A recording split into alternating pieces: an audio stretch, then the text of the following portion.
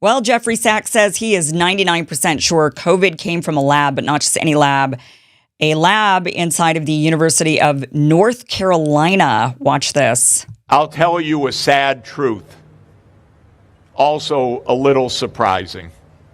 And I have to admit, what I'm about to tell you is only 99% sure.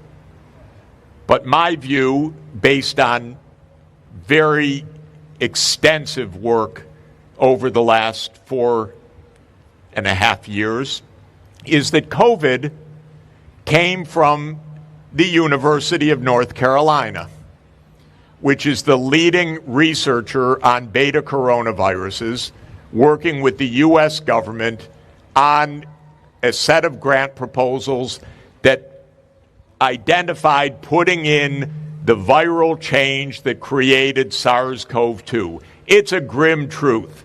It's ugly. It's been hidden from view. The reason I mention it in this context is we don't have any global governance that is effective right now to control the manipulation of dangerous pathogens like the manipulation that created the pandemic. And when it happened, and officially it took 7 million deaths, but probably if you count all of the deaths associated with COVID, it was probably closer to 20 million deaths. Even when that happens, it's never properly investigated. It's covered up. It's hidden from view. Okay, so couple of things there. First of all, interesting that he says 99% certain that COVID actually was developed in a lab in North Carolina. A lot of people have suspected this. I remember a time when I was on Rising on the Hill, and there was a woman, a researcher. She came on the show. It was when Ryan Grimm was co-hosting with me, and she came from The Intercept, and she said that she was talking about the lab leak theory, was willing to actually look at the lab leak theory. But then I brought up, well, what about the lab in North Carolina? And she immediately shut me down and immediately gave this, that's a conspiracy theory, wanted to cut it completely from the interview, asked to have it cut. Like, it was just very, very bizarre, the reaction to just bringing up the question of whether or not it came from a lab in North Carolina. First of all, why were we not able to question the lab leak theory at all? I mean, we don't know where the virus came from. So if you don't have definitive proof that it came from a bat that a woman ate in a wet market, then you would have to give us, if you don't have that definitive proof, then why not just investigate and suspect everything and anyone and everywhere? But instead, now that we're allowed to talk about the lab leak theory, it's been China, China, China, and nothing other than China. And if you bring up anywhere else, it's suddenly now you're a conspiracy theorist again. As if, being a conspiracy theorist the first time wasn't enough. Now you're another layer of conspiracy theorist. But here's Jeffrey Sachs, and he's had an interesting evolution because he started off thinking COVID was natural, didn't come from a lab. He was pretty staunch on that. And through time, he's gotten to the point where he says, no, I think it came from a lab. And now he's actually pointing the blame here in the United States, which is recently what China as well did in their white paper when they said, hey, it may have come from a lab from you, actually, rather than from us. Another thing, though, that people are pointing out from this interview that Jeffrey Sachs, and he kind of alluded to it in that clip that I just shared with you, is that the thing people are upset about with Jeffrey is that he is calling for a global government, saying, well, we need global governance, and so that we can actually look into this and investigate, or a global governance for a variety of different reasons. And a lot of us are very against that. I believe in smaller government, local government. The people who live around you, they're the ones who know what kind of government you need, not a big global government. So a lot of us are pretty against that, but that is something that he's also been proposing. And so some people are saying that Jeffrey Sachs is, I know I don't think this, but some people are thinking that Jeffrey Sachs is a, like a useful, not even a useful idiot, but like what's the term that you would use? Like they're there to plant ideas and to ingratiate themselves with a certain group, and then they're really leading you in a different direction. So some people are thinking that's what Jeffrey Sachs is all about. I don't think so, but I don't have any evidence either way. So that's where I am with that. Okay.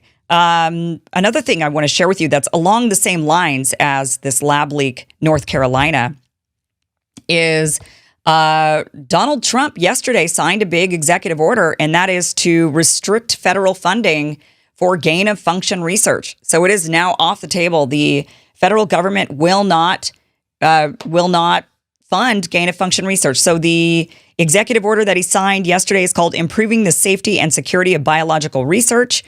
And it says the purpose: dangerous gain of function research on biological agents and pathogens has the potential to significantly endanger the lives of American citizens. If left unrestricted, its effects can include widespread mortality, an impaired public health system, disrupted American livelihoods, and diminished economic and national security. The Biden administration allowed dangerous gain of function research within the United States with insufficient levels of oversight. It also actively approved, through the National Institute of Health, federal life science research funding in China and other countries where there is limited United States oversight or reasonable expectation of biosafety enforcement. This recklessness, if unaddressed, may lead to the proliferation of research on pathogens and potential pathogens in settings without adequate safeguards, even after COVID-19 revealed the risk of such practices. I do need to point out that COVID did spread during the Trump administration, the first Trump administration, so that Biden had never been president up to that point, and that means risky gain of function research happened while Trump was president. And then the virus escaped the lab, whether it be North Carolina or Wuhan or wherever. It got out of the lab while Trump was president. I'm just pointing it out. I'm just, hey, got to be fair, guys. Don't let them lie to you, because they always will try. It's the policy of the United States to ensure the United States federally funded research benefits American citizens without jeopardizing our national security, strength, or prosperity. My administration will balance the prevention of catastrophic consequences with maintaining readiness against biological threats and driving global leadership in biotechnology, biological countermeasures, biosecurity, and health research.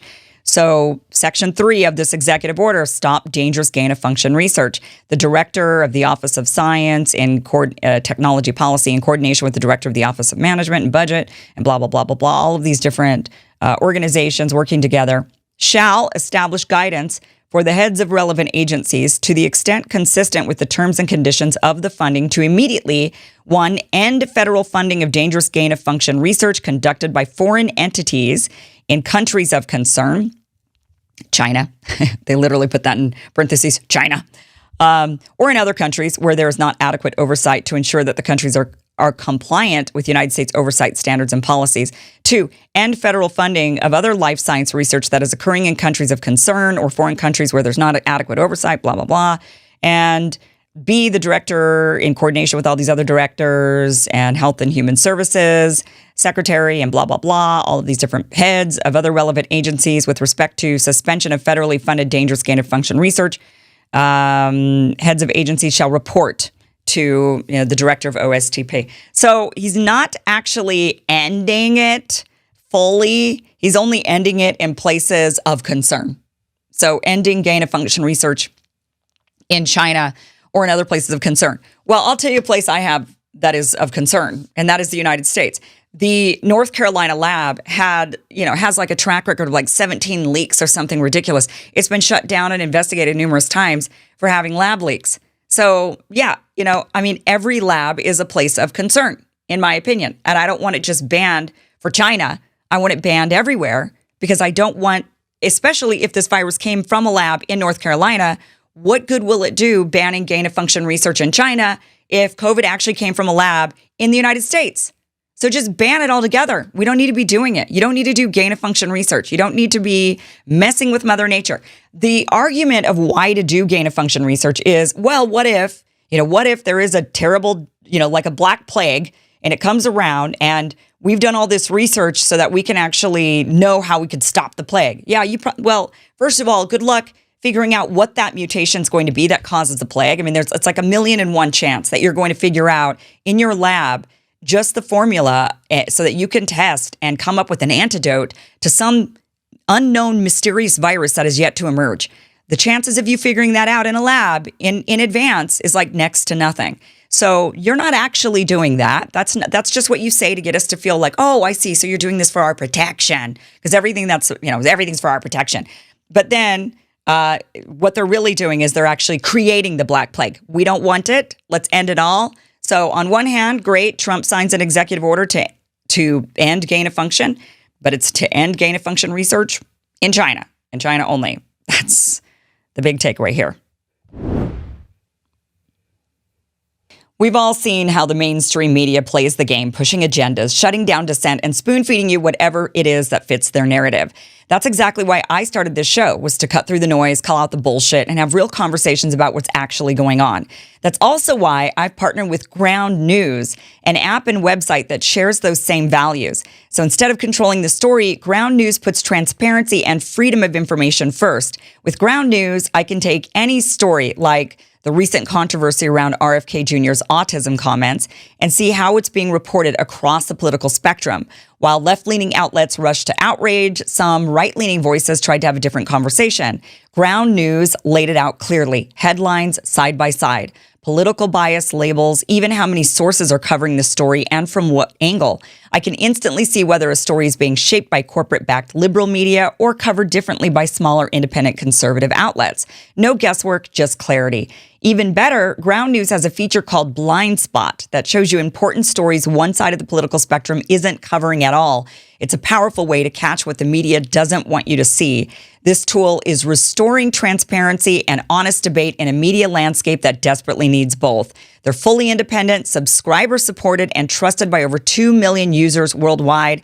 And right now, they're offering my viewers an exclusive 40% off the same Vantage plan that I use for unlimited access at just $5 a month. But this deal is only available through my link, ground.news/Kim, or by scanning that QR code you see on the screen. That's ground.news/Kim for 40% off. So if you've ever felt frustrated by half-truths or media echo chambers, you're going to love what Ground News brings to the table. Check the link in the description and start seeing the full story for yourself.